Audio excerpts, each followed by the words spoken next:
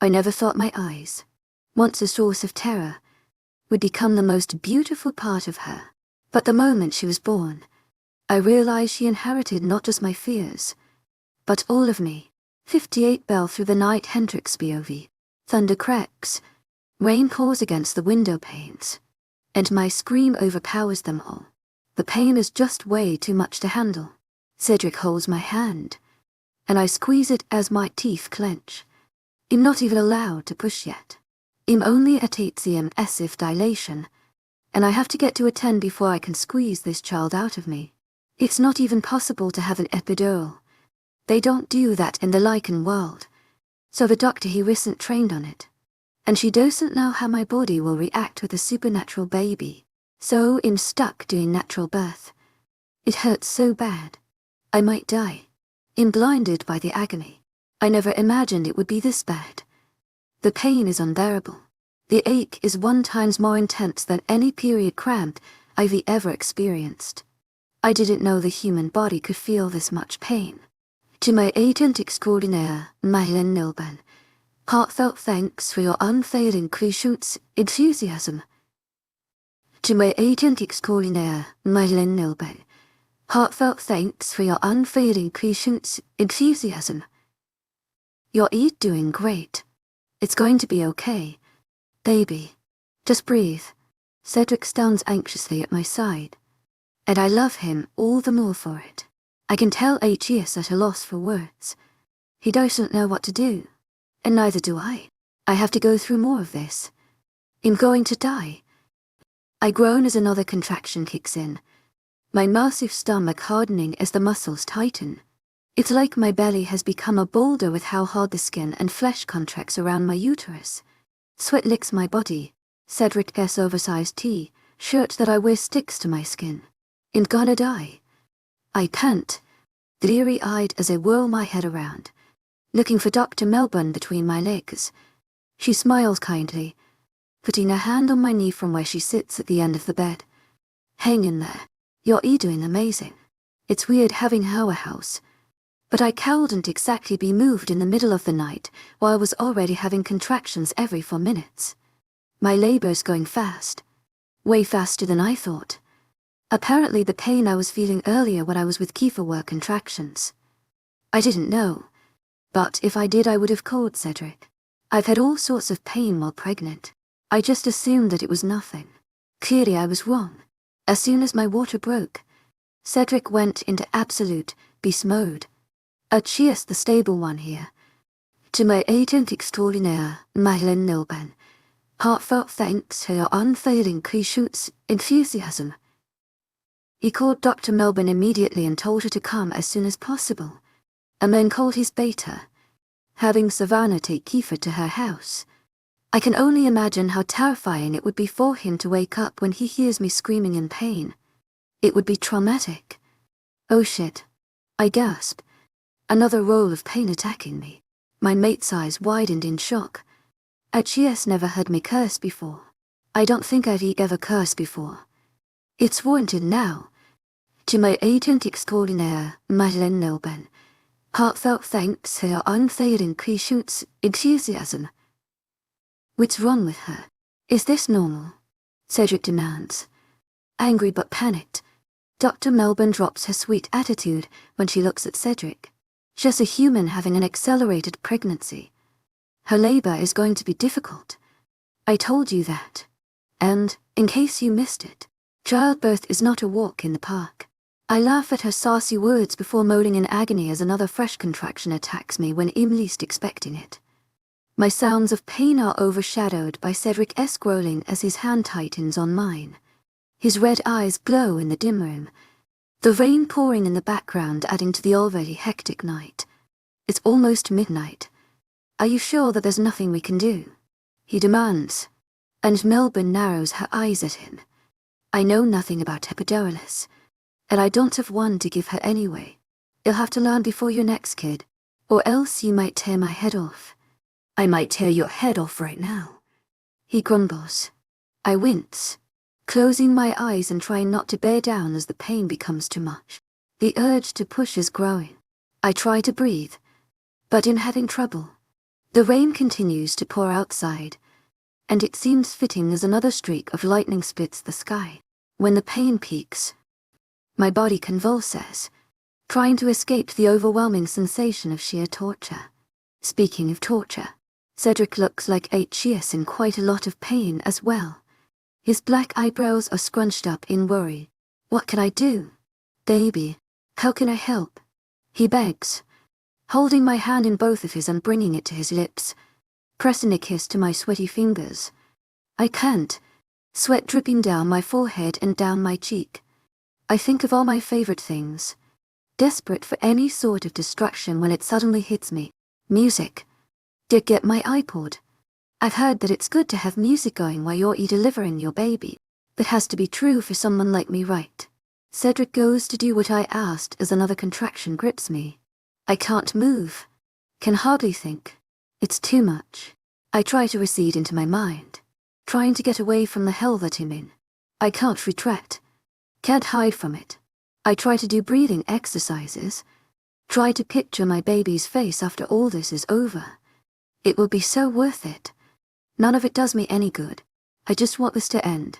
The sheer agony is spreading to every part of my body. I'm on fire.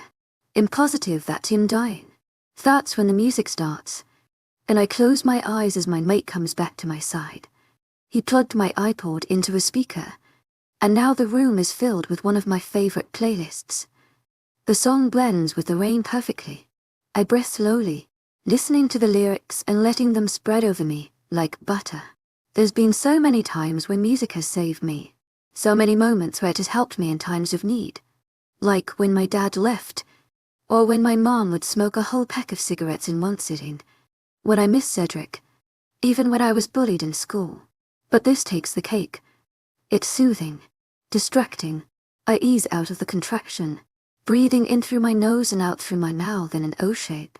Cedric rubs my shoulder, hovering over me like a protective wall of muscle. Better. And I just nod, not trusting myself to talk right now. He grabs my hand, intertwining our fingers. Dr. Melbourne comes around, putting on some rubber gloves. Your contractions are getting close together. I'm going to check you, she says gently, and then proceeds to check my cervix under the blanket to see how far along I am. She gasps, and I flinch, thinking something is wrong. You're year 10. Are you ready to push? And I all but jump into action. Yes, please. I need to get this baby out of me. And she nods.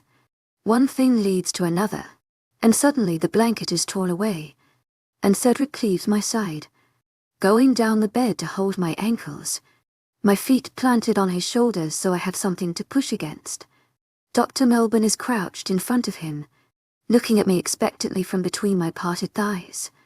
When you feel your next contraction, I want you to give a great big push.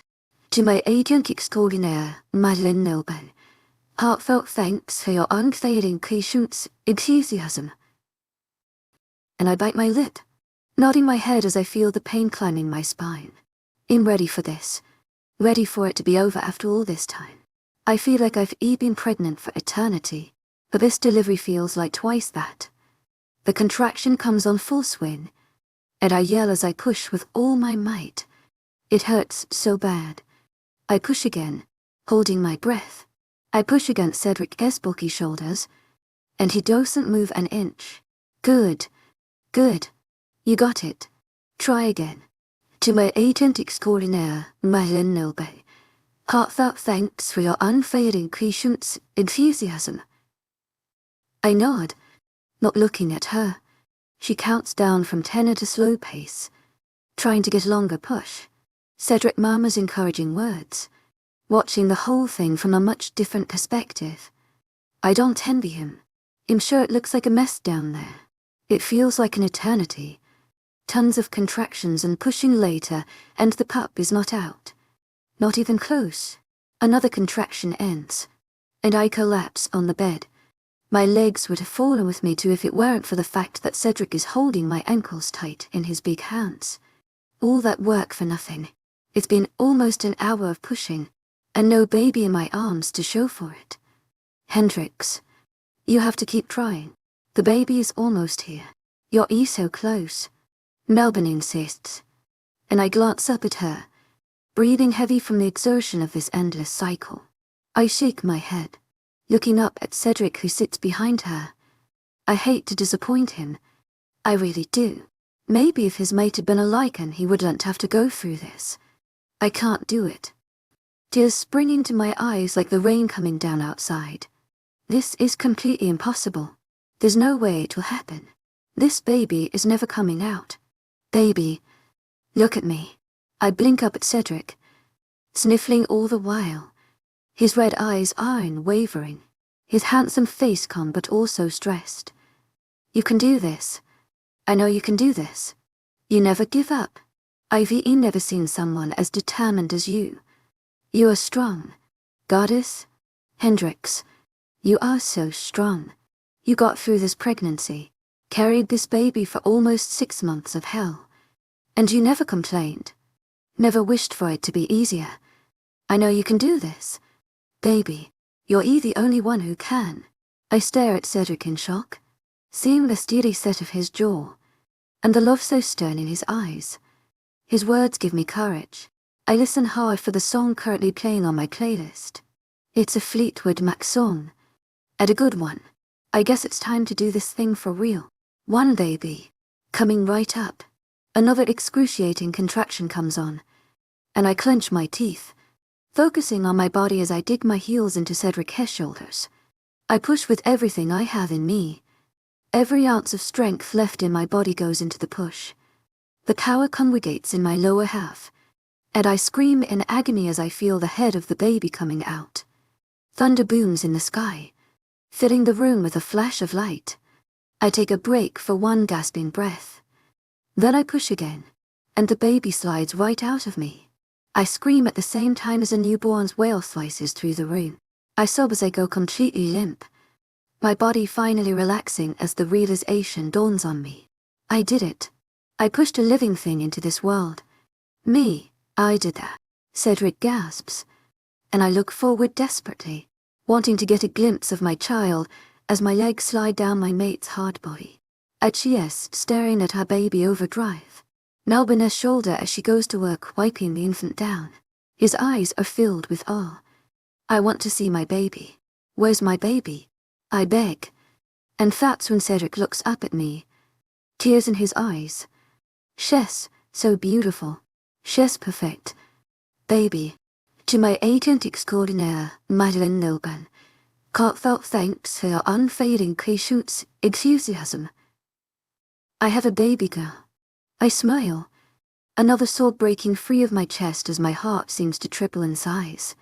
I love her so much already, even if she put me through months, and then hours. Her wails ring out, calling my maternal instinct to come to life.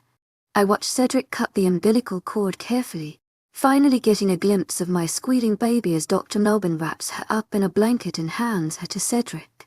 My mate crosses the bed quickly, kneeling at my side as he places her in my arms, his arm going around my shoulders as hold back a sob. You did it, baby. Look at her. Her eyes are closed, her face swollen from delivery, and she weakly waggles her little fists in anger as her cries die down. Her angel head is covered in a crown of pitch black hair that she obviously received from her dashing father. Her desperate cries turn into soft murmurs as she wriggles in the blanket. Cedric was right. 𝐊𝐤𝐳 absolutely perfect. Hello there, I whisper, touching her chubby cheek with the tip of my finger. She lets out a whimper. No, it's all right. Mama's here. She comes when I talk to her, and just when I think it can't get any better. She blinks. Her little eyes slowly pry open as if to see who spoke to her. I look into her ring gaze, and I gasp, completely startled. Her eyes are bright red, shining like rubies in the dim room. It would seem that lichens get their color the second they're born, and our lucky little girl gained the cherry irises I adore so much in my mate. Cedric's hand comes into view, his big knuckle brushing her head tenderly. I glance up to see him staring at her, absolutely amazed, his full lips parted. I never thought my eyes were anything but terrifying. but they're beautiful on her. He breathes. And I laugh, overjoyed to be blessed with such an amazing moment. Cedric pulls me closer to him, pressing a kiss to my forehead. I am so proud of you, he tells me quietly, and I grin from ear to ear, pleased with myself too. I can't believe I did it. It seemed absolutely impossible. But I did it. I pushed through, and I have Cedric to thank for that. I reach my hand up, putting my hand on his scarred cheek, pressing a kiss to his firm mouth. But I couldn't have done it without you, I tell him, and he smiles thoughtfully. You could have. I just had to remind you of the truth. That's all, he replies, always so gentle and kind with me. I'm humbled by him every day. 𝐿𝐤𝐳 the most supportive man I've ever met. When Dr. Melbourne speaks, I'm jolted back into reality, forgetting that she was here during our private moment. Do you want me to weigh her? She's quite the chunk, she muses, holding a clipboard in her hand as usual. I glance down at my perfect baby, seeing the rolls of fat on her little arms and legs, and the double chin poking out from her neck. She's so sweet and adorable snuggled into my chest. I don't want to have her taken away at all, but I suppose it's necessary. I held her my child, hating to see her beautiful face scrunch up in sorrow as her cries ring out again. What's wrong? Is she okay? I insist as Dr. Melbourne crosses the room with my daughter in her arms. Like an infant's become extremely attached to their mothers. Their sense of smell and hearing is keen, so she'll know when the person holding her is not you. She won't like being separated, Cedric explains. I furrow my eyebrows at the image he paints. Melbourne chuckles as she puts our baby girl on the scale, and the poor little thing is screeching the whole time. It breaks my heart, especially knowing it's me that she wants. The lichen doctor looks back at us.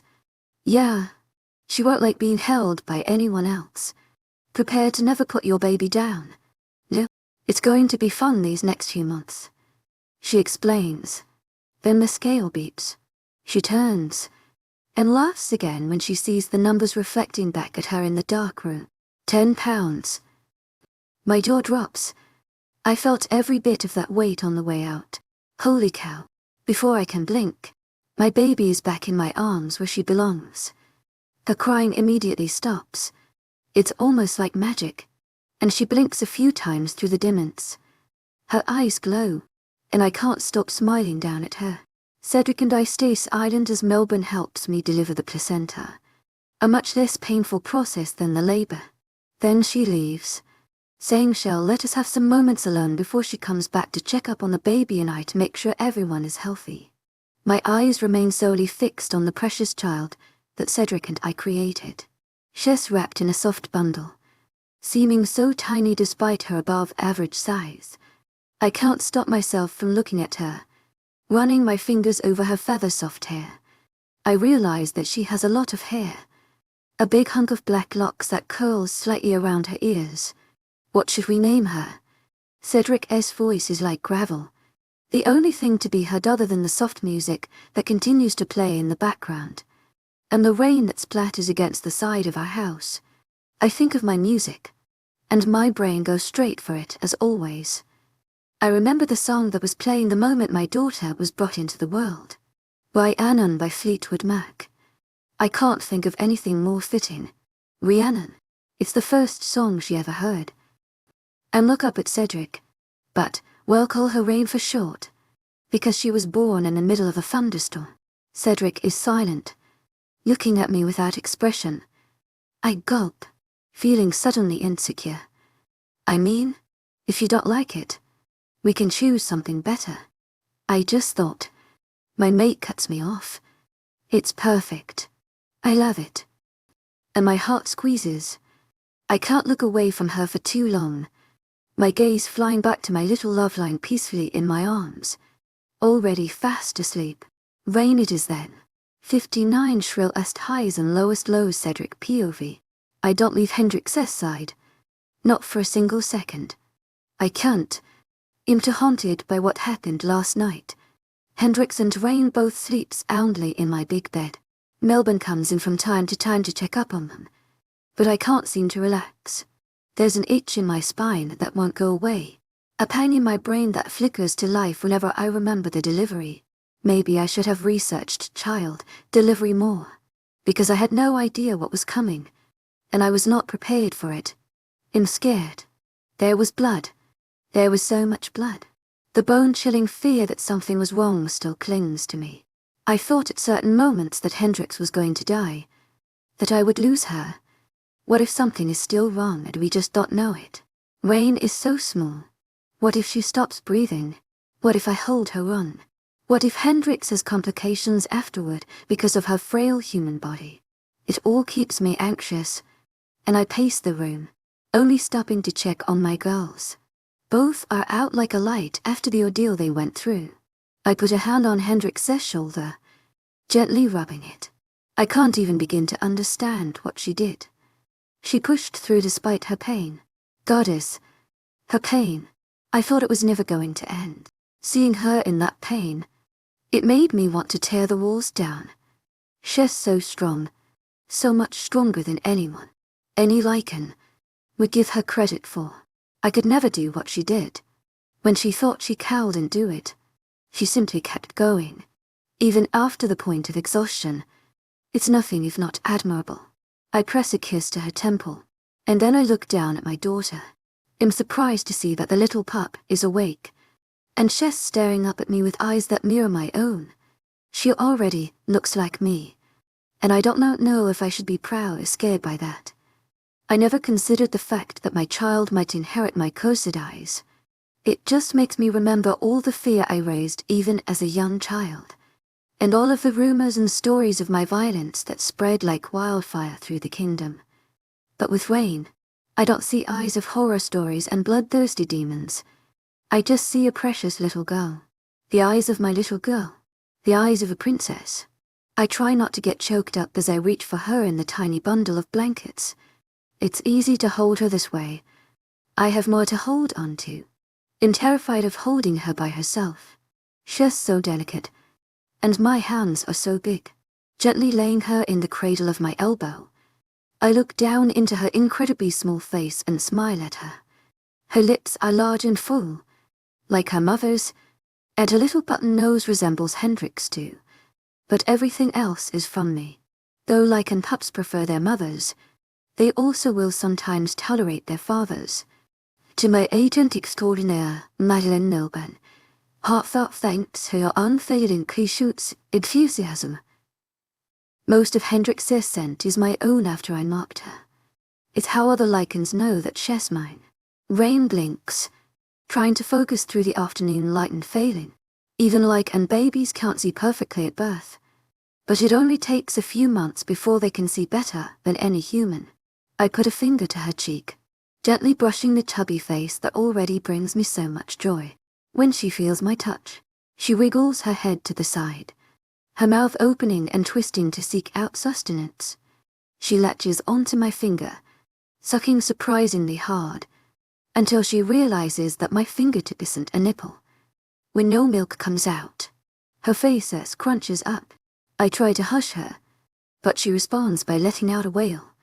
Panic strikes, and I try my hardest to quiet her, but she's not having it. Give her here. My mate Southern Draw insists, her voice like gravel after sleeping for 10 hours straight. I hand Rain over reluctantly, wishing I hadn't woken Hendrix. She needs the rest. My Luna holds the infant, rocking her in her arms, and Rain immediately stops her crying. What's wrong? Did Papa scare you? She teases, muzzling our baby. I sigh, smiling despite my ever-growing worry. I think she's hungry. I tell her, and Hendrix's eyebrows furrow before looking down at tiny daughter. Dr. Melbourne said she might not eat for the first 24 hours, and that a lot of babies don't because they're so tired. But she said that if Rain starts rooting, then I should try to feed her. My mate nervously pulls her long shirt up, revealing her bare, swollen breast. Her stomach is still distended, and will be for a while before it goes back to normal. What is rooting exactly? I feel so clueless about babies. I'm not qualified to have one, Hendrix just laughs, then motions to Rain. The little thing has her head turned to the side, her mouth open as she reaches and searches for food.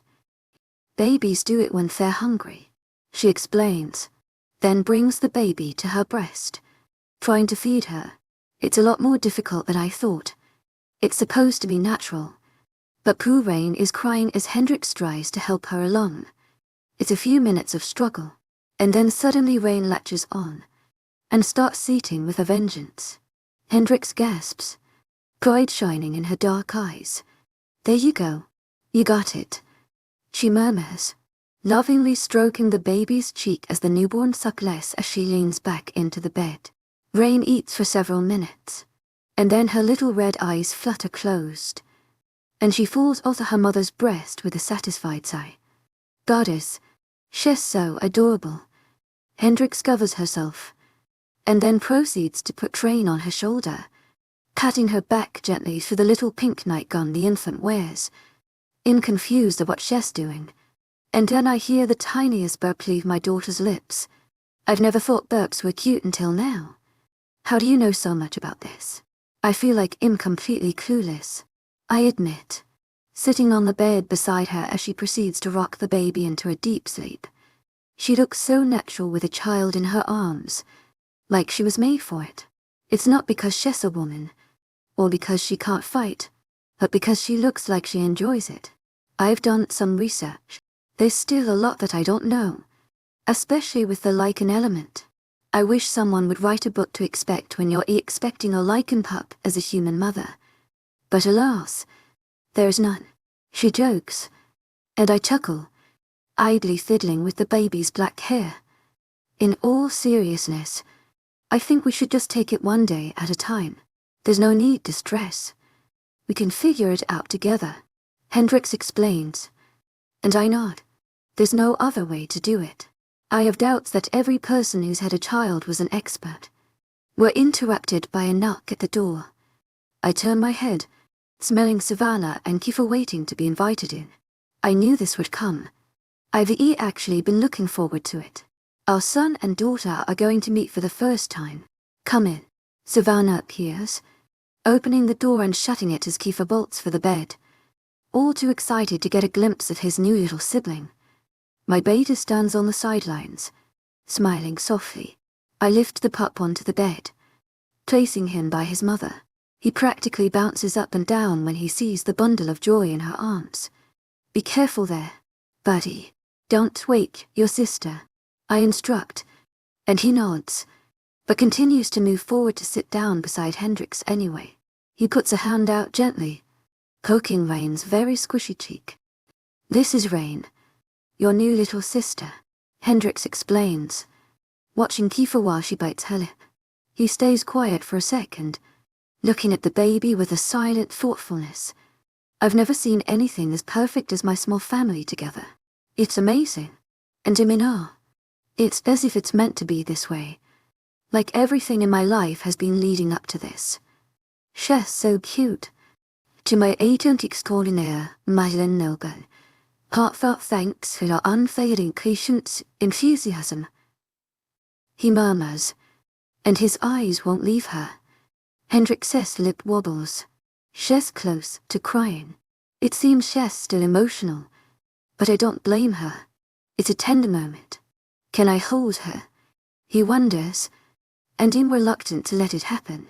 Rain is so new, so little, and so delicate. I know Kiefer is aware that 𝐿𝐢 is supposed to be gentle, but 𝐿𝐢 is only 4 years old. 𝐿𝐢 is not an expert. And yet, Hendrix agrees anyway. She lifts our brand new child, placing her in Kiefer's little arms. She then pulls both children into her lap so that she can watch over them. I smile, watching how sweet Kiefer is with Rain, and how excited he is to be a big brother. We have to protect her, Papa, just like with Mommy. Right. Kiefer pipes up, not looking away as he addresses me. Hendrix raises her eyebrows at me, looking in confusion between the two of us. I have no desire at exposing our secret, so I simply nod and give Hendrix a look that tells her that we'll discuss it later. I can't agreeing with Kiefer though. This little family of mine is the biggest shot at happiness that I've ever had, and I'm not going to screw it up. I have to protect them at all costs, because I don't know what I would do without them. 60 no longer alone. Cedric POV. Watching Hendrix get ready is sheer torture. Anxiety springing to life in my chest as she pulls a dress over her and chooses a pair of shoes. She grins from ear to ear. I have to sit by and let it goodbye. Wayne sleeps soundly in her crib across the room. Not a peep to be heard out of her. It could change in a second. And that's what's so scary about her. My mate is leaving. Just for the afternoon. But that's enough to terrify me. You know where the diapers are. The milk I pumped is in the fridge. Bottles in the cabinet. I think you're ready. She teases me, fluffing her hair in the mirror while I nod silently, wondering what to do. I consider for the 100th time if I should command her to stay. I just know that I can't. She's been locked up in this house for weeks. She needs this. I practically tied her to the house after she delivered Rain, and both of them have hardly left the house since. Of course I presented our precious daughter to the pack. But that's about it. Now Hendrix is driving with her friends to a little town called Red Lodge for a full day of shopping. I hate it, because as soon as she's gone, I'll be home alone without her children. It's daunting. I will be responsible for 2 souls. I have to take care of them all by myself. I hover over my mate, hoping she'll change her mind about leaving me here. She's determined though. She's all dressed up, grinning in excitement. I haven't let her out. And now Dr. Melbourne said she's good to do almost anything, as long as she takes it slow. Hendrix took take it slow as she needs to get out of here as soon as possible. She was put off by the fact that it's an hour-long drive. She gathered her friends and made a plan. And now she's leaving me. I gave her plenty of cash to buy some treasures, and even encouraged her. I want Hendrix to be happy, and this is definitely making me happy. But I can't help my nerves. My Luna finishes getting ready for her outing, and then flits to the other side of the room to fuss over her infant. Rain doesn't get upset when her sleep is interrupted. She just blinks, her eyes open sleepily. Mommy's going to miss you so much, she murmurs, holding our baby on her shoulder and snuggling the chubby girl, showering her in loving kisses. Her slim fingers run through Rain's thick hair. Having a newborn is constant care, and Hendrix and Rain have been attached to the hip for the 2 short months since she's been born. She does everything, and I help when I can, cutting back my hours in the office to fit in more family time. I'm not used to having a family to come home to every day, and I love it. That is as long as I have my mate here to help. I see Hendrix's eyes get misty, and she shakes her head, laughing it off. The whole scene is unbearably endearing, and then it turns terrifying. Hendrix hands me my daughter, and I hastily accept her with nervous fingers. The tiny person blinks up at me, her red eyes mirroring my own. Her face is already scrunched in confusion. We are equally intimidated by each other, not sure how to approach this predicament. Oh, you'll be fine. Hendrix waves off my fear, and I watch her helplessly as she grabs her bag, standing stupidly on the sidelines with Rain in my arms. The infant wriggles in obvious frustration. She tolerates me, but much prefers her mother.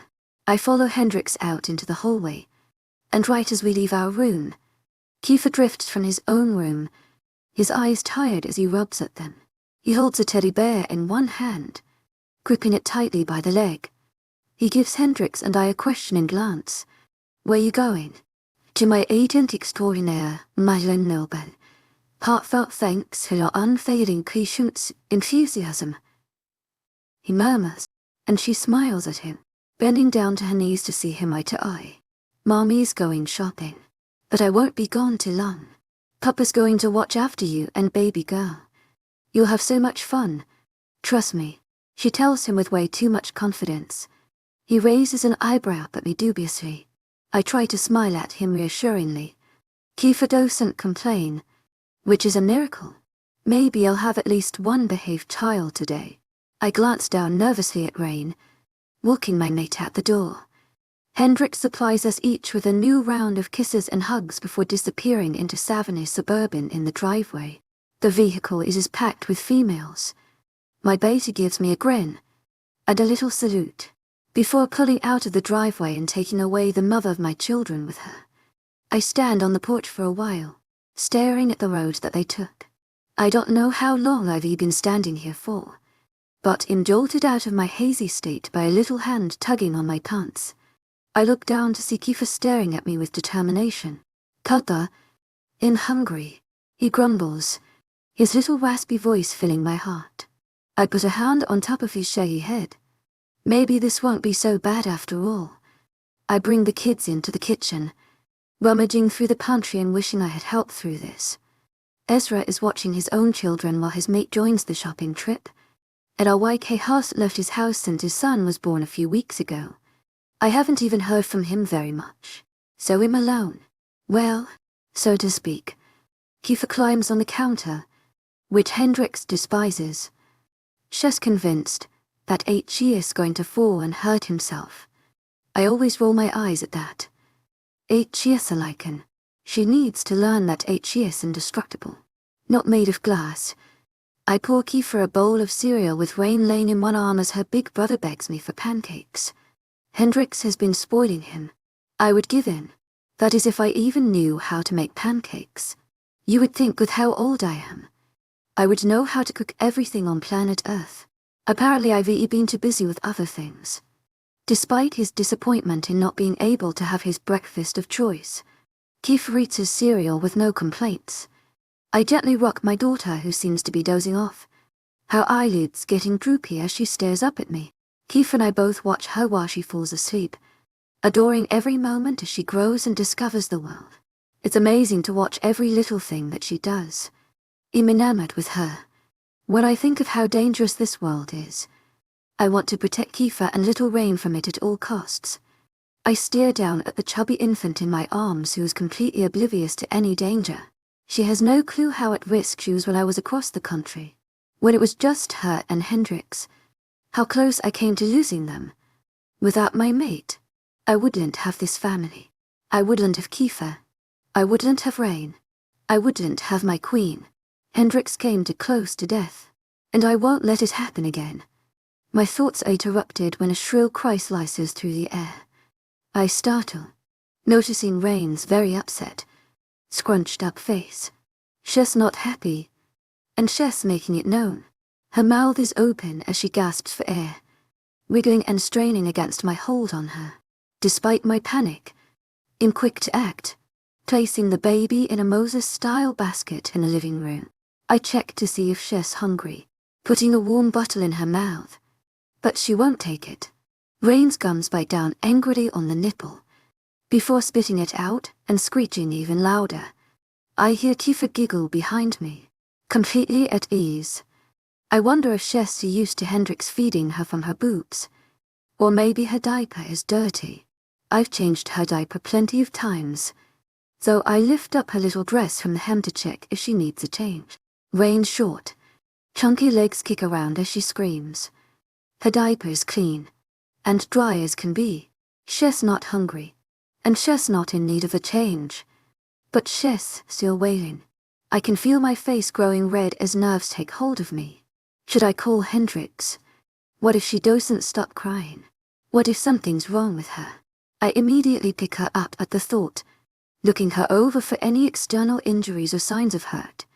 But everything seems to be in order. Should I take her to Dr. Melbourne just in case?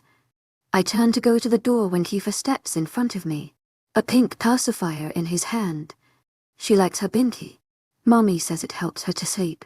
He informs me, and I raise my eyebrows at him, shocked that I couldn't remember a pacifier through all the chaos. I take the pink binky from my son's hand, murmuring a thank you. As soon as the pacifier is in her mouth, Rain's screaming stops immediately. Her wide, red eyes droop, and she falls asleep with a small hiccup. I glance down at Kiefer, who seems to be very pleased with himself. Maybe this whole father thing won't be too hard after all. Hendrix 𝐊𝐤𝐬𝐩𝐿 home. Closing the door loudly behind me, anxious to see my babies and mate after the hours of separation. I thought it would be a nice relief to be away for a while. And it was for a while. But then I started to miss them too much. I missed Treen's little face and black hair, the texture of feathers, and Kiefer's curiosity and sweetness, and Cedric's quiet observations and protective nature. But Red Lodge was beautiful. The town surprisingly full with tourists and people walking around the shops. I got lots of cool things, had some amazing food, and got to know my new home a little bit more. It was a great time, and I loved hanging out with my friends. I'd hardly seen them in the last few months, although I was ready to be home after an hour. I expected hugs and greetings when I walked through the door, not complete and utter silence. Laying my shopping bags by my feet and walking into the house to see what's going on. I wonder if everything's all right. Paranoia creeping in. Where are they? Why can't I hear them? Where's Cedric? I hear a snore before I even find them. Cedric is fast asleep, curled up on the couch, an arm and a leg hanging off the edge since it won't accommodate his massive size. On his chest lays Kiefer, sleeping noiselessly. Cedric's arm is wrapped tight around our son. His other hand rests in the basket on the ground. His long fingers are draped across our little Rain, who is also content to sleep the day away. I put a hand to my mouth, overcome with so much emotion. I can't believe how well suited Cedric is to this life. Seeing him so gentle, so loving towards our babies, it warms my heart. My insides have turned to mush. I want to make myself part of the picture, but I also want to cherish the sight. Stepping into the room, I try to be as quiet as I can, only wanting to enjoy this precious moment. I'm not silent enough. Cedric's eyes flick open wickedly fast, and I see alertness in his gaze. He appears dangerous at this moment. His arm tightens on Kiefer, his eyebrows scrunching harshly. He looks feral, like a predator. I see him as the lichen he is, protective of his new children. As soon as he realizes it's me, he visibly relaxes. His eyes turn soft. A smile curves his lips. He is happy, relieved that I'm back. I can see it as plain as day on his handsome face. I laugh, despite the electric shock that goes through me when I realize how much he needs me, how much he wants me. It's humbling to know that someone so great needs someone like me. Cedric holds a hand out, motioning for my presence. I walk over to him, happy to make contact with the one I love. Our fingers brush, causing a ripple effect of warmth to flood up my arm. He lifts my hand to kiss the back of my hand. Thank the goddess that you're home, he murmurs, and I chuckle at him, grinning down at my mate. Looks like you were doing just fine on your own. To my agent extraordinaire, Madeleine Nelby, heartfelt thanks for your unfailing enthusiasm. But I'm glad to be back too.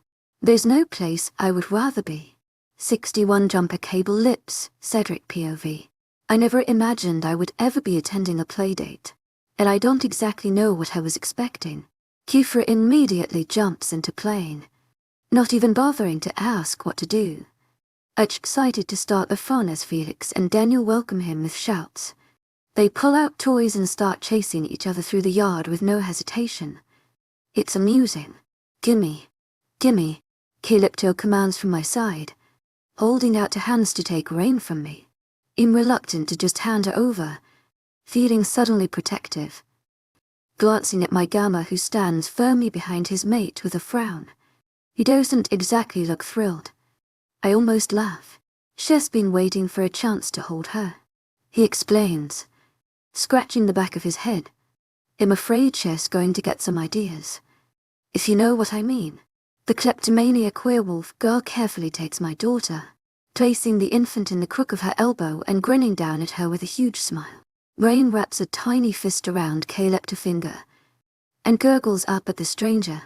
𝐾𝐿𝐼𝐻 glances up at Hendrix and I, her grey eyes lit up with pure joy. She's so precious, she announces, softly rocking the baby up and down to calm her. I watch Ezra with amusement as his jaw clenches. It's clear to see that he doesn't want to get baby fever just yet. They already have two rowdy boys to deal with. I can attest to the fact that a baby doesn't make things easier, even if I love Rain with my whole heart. She's not itchy all the time. She cried the majority of the morning. Hendrik sighs, leaning her back against me. I put my hands on her shoulders as she watches Kiefer race through the yard with his newfound friends, his arms in the air. It's clear that 𝐊𝐢𝐳 is going to be very happy here. I'm going to try my hardest to ensure it. My Luna shifts her weight, suddenly anxious as she looks at 𝐾𝐿𝐷. I wonder what the matter is.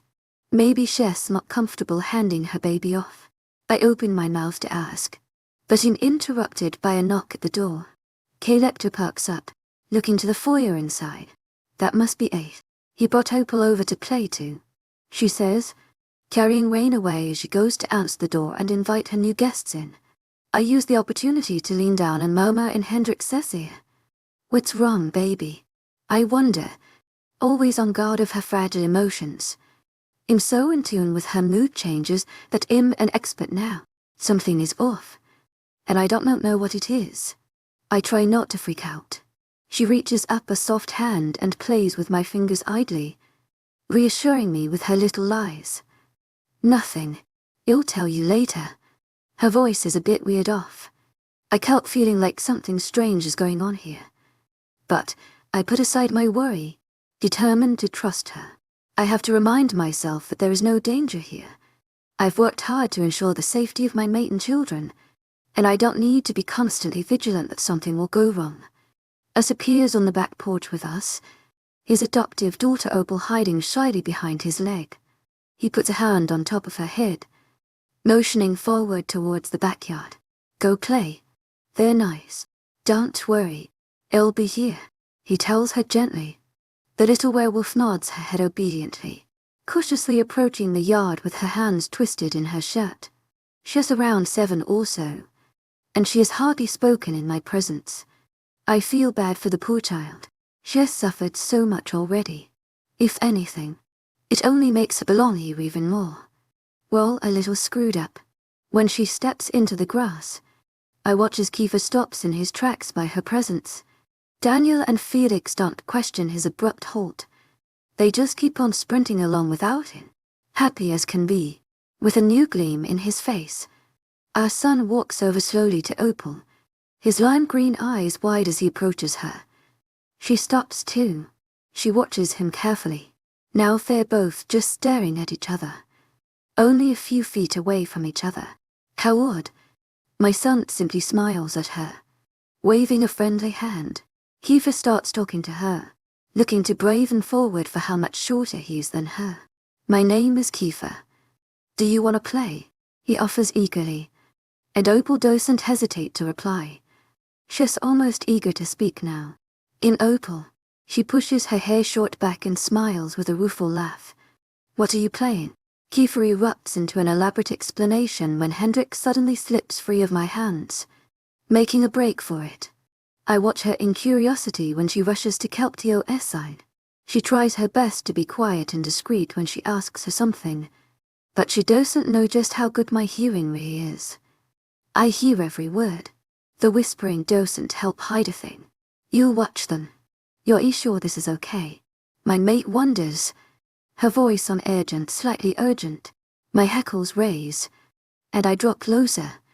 I'm alert now, switching from relaxed to vigilant in a second. 𝐾𝐿𝐷 laughs, waving her hand dismissively as she continues to bounce the baby. To my agent extraordinaire, Madeleine Nelban, heartfelt thanks for your unfailing patience, enthusiasm. I know how it is. Go have fun. She winks, and my stomach drops to my toes. Thank you. I owe you one. When Hendrik turns around, I blank. What on earth is going on here? I don't put two and two together. Even when Hendrik wraps her little hand around my fingers and steers me towards the front of the house without pause, I go willingly, a slave to her will as I'm too nervous to pull away out of fear that she might tumble to the ground. When she flings the front door open and tugs me along behind her, I glance back to our kids who we are leaving behind. I know they're in good hands, but I'm not completely at ease. They disappear quickly from my view, and I can't deny the anxiety that springs up at being separated from them. This is all so new, so fresh. Where are we going?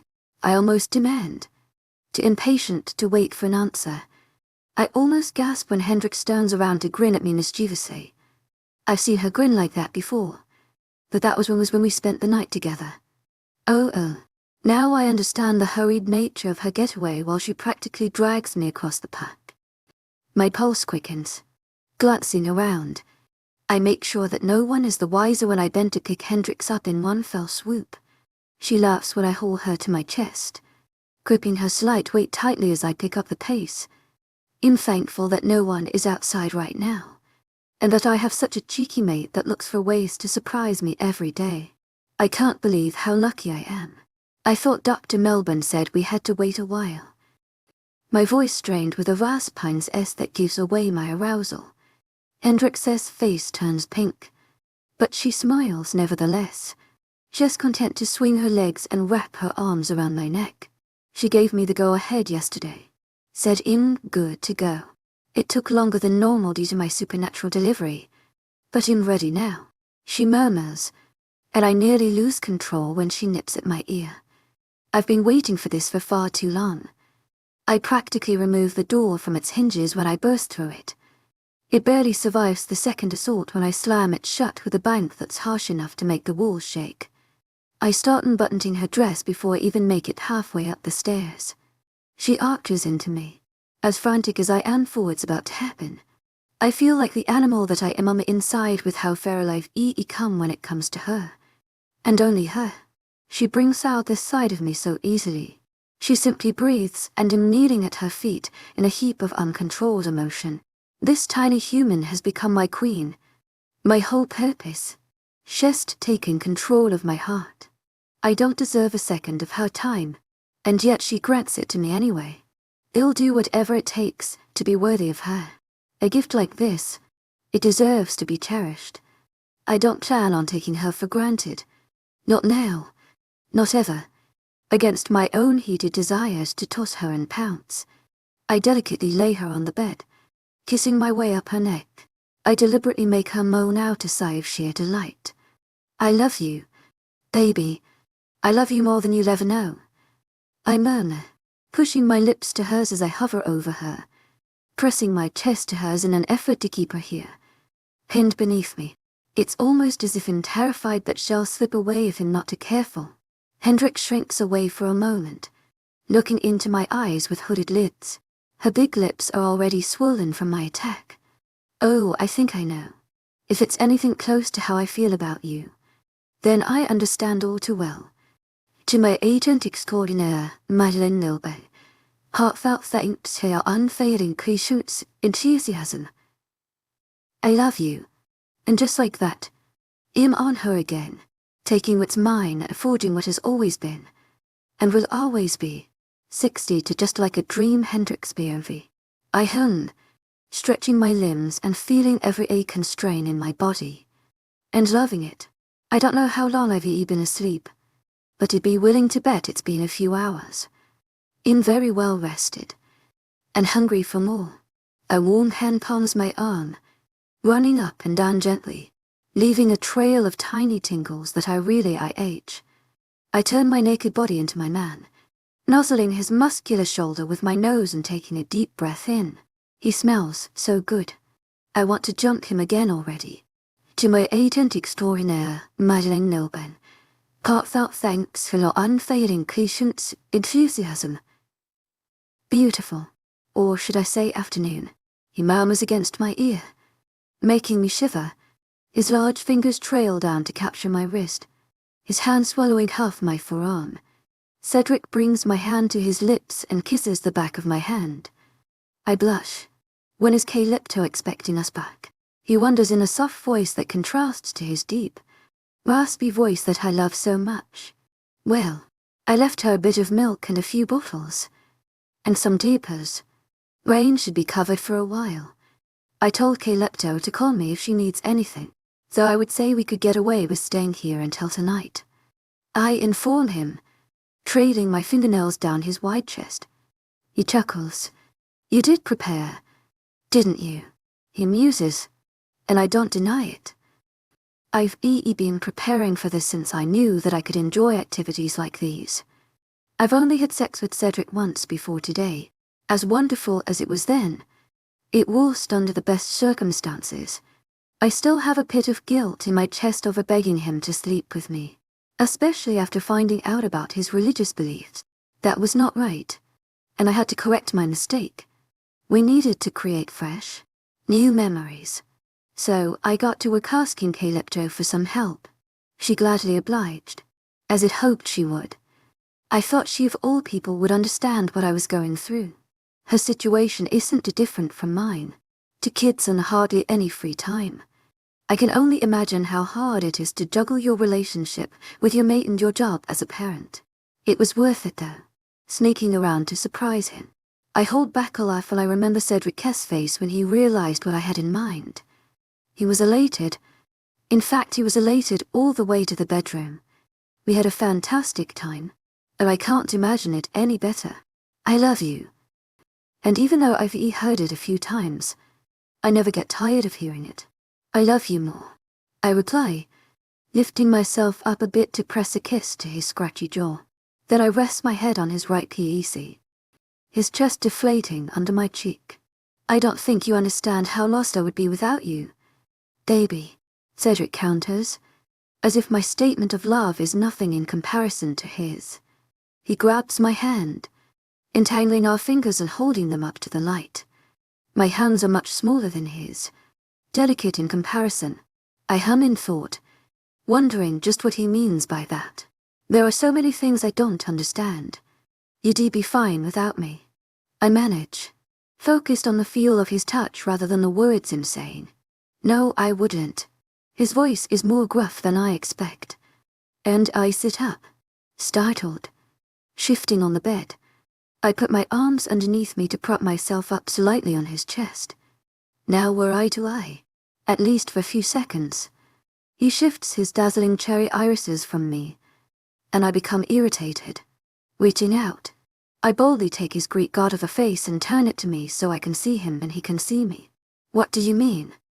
Not satisfied with his half ounces, his lips pinch. I realize that he doesn't want to tell me, and that stings a little bit. I release his face, but hold tight to his attention. No more lies. Remember.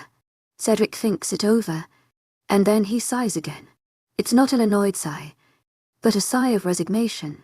He grabs a piece of my hair, twirling the curl around his thick finger as a distraction while he explains. No matter what species, there is always a dominant mate. No matter gender or age. Whoever is more powerful is the dominant of the relationship. I put 2 and 2 together and realize that he is indeed the dominant person in the relationship. Whatever that means. When 2 people are mated, the dominant mate becomes extremely protective of their submissive counterpart. It's ingrained in a dominant, not something they can help. He glances at me quickly, then gulps. If the submissive mate dies, then something very bad happens. The dominant mate that is left alone turns into something that they're not. They have no mind. They will mindlessly destroy everything they can before they're taken down. I go blank at those words. They are so final, so grave that I might choke. If I died, Cedric would never be the same again. He would kill. He would go insane. If anything were to happen to me, then everyone would be in danger. I remain silent. He takes that as an invitation to continue. I've seen it firsthand. He whispers, and he subconsciously raises a hand to touch the vicious scars on the left side of his face. 𝐻𝐸 never told me about what happened to cause the red marks. I've never asked, never pressed him, but now the curiosity is eating me up. He keeps going. It was my 𝐊𝐢𝐬, my father. I was only 11 years old. My ma was taken captive by an enemy clan of Vikings that 𝐊𝐬𝐬 had been fighting for centuries. They knew she was his mate, and they killed her as revenge. They didn't know what he would do to them. He stopped stalking for a moment, staring up at the ceiling like he wishes it would suck him up. I don't say anything with words, but with feeling. I run my hands over him slowly and gently, reminding him that 𝐿𝐢𝐬𝐻𝐸 is far away from his past as he relives his darkest memories. He slaughtered them all. It was a bloodbath. The trouble is that they were lichens as well, so it was nearly impossible to take them all on by himself. No one knew until that moment how serious it was to kill a lichen's mate. That's why it's illegal now. We're the most dangerous creatures, and the repercussions are lethal. None survived. He moves onward into the story, his voice becoming darker. And then, he came after me, Ned. I suck in a breath, horrified. I didn't know what happened. I simply saw my father shifted from coming towards me slowly. I asked him what he was doing. He didn't recognize me, because he was already gone, leaving a monster in his place. He attacked. One huge slash across my face. It broke something inside of me. I started to shift. My first time becoming a wolf. I hardly knew how to control my body. But we fought, and I won. I was lucky that day. I had a silver sword on my belt. A sword that my 𝐊𝐢𝐬𝐷 made for me to protect myself. Oddly enough, it's the same weapon that ended his life. In and awe. I couldn't even attempt to say anything right now. It's an awful story. So much pain and so much grief at such a young age. I feel sick all of the sudden, and part of me wishes I didn't know the story. I thought my family had issues. Cedric. 𝐿𝐢𝐬𝐷𝐞𝐝 𝐸𝐴𝐷𝐿. Heartfelt thanks to your unfailing patience, 𝐿𝐢𝐳𝐷𝐿. I'm so sorry. You were so little and had to go through that. I can't even imagine. I fail at finishing the sentence. Despite the trauma he just exposed. Cedric smiles at me. It's a shining beam of warmth in the cold atmosphere. I reckon I was too little. At 11 I was taller than you are now. He muses, and I scoff, trying to picture an 11-year-old Cedric and failing. I can't see it. Can't imagine him different than he is now. I somehow feel like 𝐿𝐢𝐬𝐷𝐞𝐝 has always been like this, even though 𝐿𝐢𝐬𝐷𝐞𝐝 is brushing it off. I touch his hair and push myself forward until my lips touch his. He groans, earning his will to match mine as he gives himself over to me. I kiss him greedily before I pull away. I love you. You are so unbelievably strong and good. You've gone through so much to be here. I know that I never would have been able to survive all of that. I tell him, only inches away from his face. Our breath mingling. He stares at me with an odd expression. What I've seen before but 𝐿𝐢𝐬𝐷𝐞𝐝 never understood. I decide to be brave and ask him about it. What's that look for? I've always wondered what it means when you look at me like that. Laying my head against his chest, letting my hair sprawl out.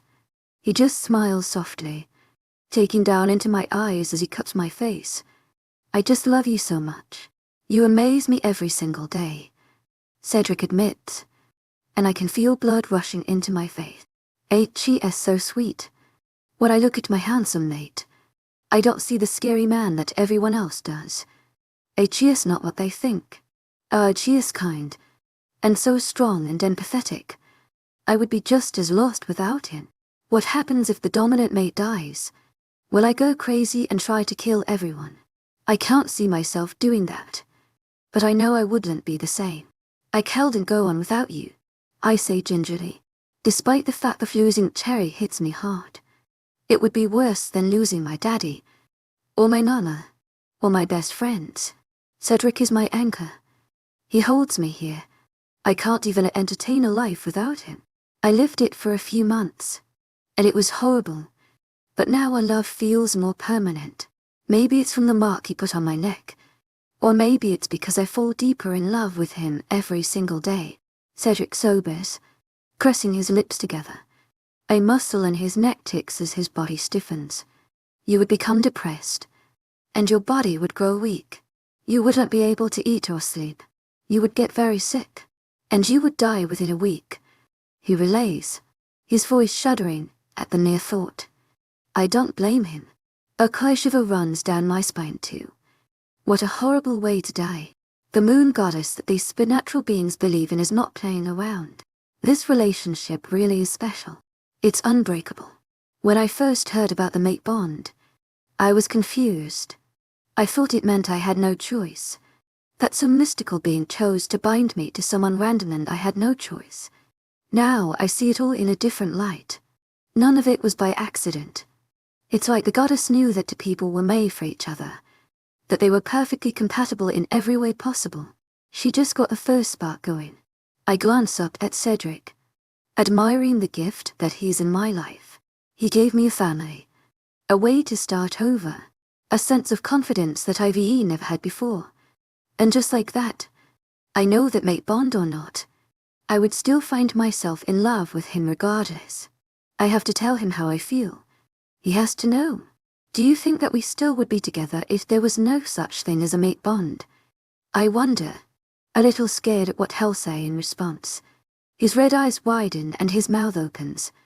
I interrupt him before he says another word. I think we would. I can't imagine seeing you and not approaching you. It's impossible. I watch silently as Cedric mulls it over, chewing the inside of his cheek absently. I don't know about that. You'd probably be petrified of me, he admits, and I shake my head. He chuckles. Be realistic. Baby, you wouldn't approach me if it weren't for the bond. The connection we have goes beyond a spark. It ensures that you feel safe around me. On the other hand, I can't imagine not pursuing you, even without the mate bond. But who knows? Thinking what if isn't going to help anyone, because it'll never be different than it is. He makes a good point, and his reassurance makes me feel better. I love you. We're together, and we're perfectly happy. There's nothing more to it than that. Cedric is right, of course, but then again, when is he not? He pulls me back into him, and now I can't see his face and some shoved into his neck. I sigh as my body relaxes. I feel at peace with everything, as if my whole life has led to this day where I can just be happy with everything that's happened. It all brought me here, so I wouldn't change a thing. I have two beautiful babies, a mate who adores me, and a pack of supportive friends. I don't need anything more than that. I'm so content with this life that I can't wish for more. It's perfect. I'll love you forever. You know that, right? Cedric murmurs, running a hand through my hair and then trailing it down my naked back. I grin, loving him more as each second passes. I'll hold you to that. To my agent extraordinaire, Madeleine Nilbel, heartfelt thanks to your unfailing patience, enthusiasm. To my agent extraordinaire, Madeleine Nilbel, heartfelt thanks to your unfailing patience, enthusiasm. 3 years later, Alpha Vela was the definition of an oxymoron. He stomped around the packed grounds that he owned in his military boots. He eyed the trees with his red eyes, gazing around in quiet observation. Nothing got past him. He wasn't being overly vigilant, but he was focused and thoughtful as he scanned the area. This was his land. He was in his element. He knew this acreage like the back of his hand. He also knew what he was searching for. He had the scent etched into his mind. He appeared serious, standing tall among the dark trees, and dangerous with his broad shoulders, like a predator stalking its prey. It was clear that he was looking for something. His mannerisms were intent, focused on his surroundings. Underneath his harsh exterior, the Alpha King was amused and relaxed, his grave nature all a facade that was part of his search. It's a game that 𝐊𝐲𝐻 is playing. No one would be able to tell from the outside, but he was toying with his prey. I know you're out here. Half pint. You can't hide forever. I'm going to find you. 𝐊𝐲𝐻𝐼da's voice lilted through the trees, his glowing gaze shifting from the branches above to the grass below. He knew his target couldn't have gotten far. She wasn't very fast, and she wasn't very strong. He only pretended his long search as a way to boost her confidence. He continued through the forest, his weight crunching the sticks and foliage under him. 𝐊𝐲𝐻 slowed his pace to a stop when he detected something not quite right about the air. Although he was light and carefree only moments ago, he was now stiff as a board as a certain scent struck his nose. It was a pungent smell, one that he didn't want to detect on his lands ever again. But 𝐊𝐲𝐻𝐼da smelled it before. A piercing growl raised from his throat. The game was forgotten. His protective side made itself known as anger surged. He would not have this.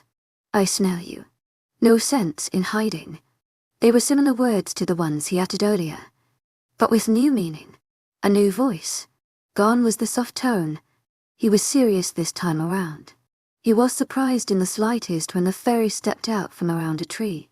The tall male had his hands cosily in his front pockets. Nothing about this was casual or playful. The fairy missed the memo. His dark chestnut brown hair was short, but curled around his pale, pointed ears. He donned a misplaced grin despite the circumstances. He seemed oddly relaxed, even with an angry lichen in his way. Hello, Cedric. Lovely to see you again, he said airily, to which 𝐿𝐴 rumbled in upset. He hated how smug the fairy was, and how he showed up unannounced and uninvited. It was the second time this had happened. Last time he showed up here, 𝐊𝐴 made it very clear he did not want Bo to come here ever again. And yet, here he was. I want you gone, now before I have to take drastic measures, 𝐊𝐴 warned, taking a threatening step forward. Bo didn't back down. Not this time. I would like to see my daughter, Cedric, and my granddaughter. His voice lingering on the last word, almost like a brag. Bo was essentially announcing that he knew all about their private lives. It made Cedric infuriated. You're not going anywhere near them. My family will not be exposed to you. 𝐷𝐴𝐿 excruciating, heartfelt thanks for your unfailing patience, 𝐿𝐢𝐳𝐴𝐺𝐵. Glaring at his enemy with his mean, scared face. I doubt she wants to see you. 𝐵R's expression didn't shift. He simply blinked. Have you told her about our visit? Does she know that I want to see her? He wondered out loud, but they both knew the answer to that. Cedric hadn't said a word to Hendrix about her long-lost father's return. It was because he thought that Bo didn't deserve a reunion with his daughter, but the alpha was very protective of his human mate. He knew how much pain it would cause her to see him again after all these years. Especially right now of all times. It was a good discussion to get into. She's pregnant again. He pushed further. Cedric stiffened. If Bo knew about that, then he hadn't been far at all. He knew more than Cedric gave him credit for. The king did not like it one bit. Bo insulted him even more. And Chess, do any day. Twins. Am I right? More grandchildren you're going to try to keep far away from me.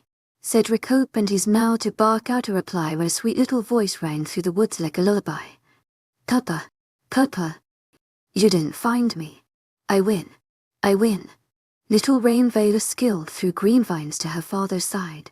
She wore a grin of pure joy. When she noticed the other male, she became quiet, her happiness vanishing. The 3-year-old raced behind her papa's tall leg, gripping his dark jeans in comfort. Cedric clenched his jaw, upset that she was here during this mess. He put a comforting hand on the top of his daughter's head. Bo didn't look away from the small child. She was perfect, absolutely beautiful. She had inherited her father's coloring and her mother's soft facial structure. It was a perfect mix of the two parents. Her long black hair picked up in the wind. Papa, who's that?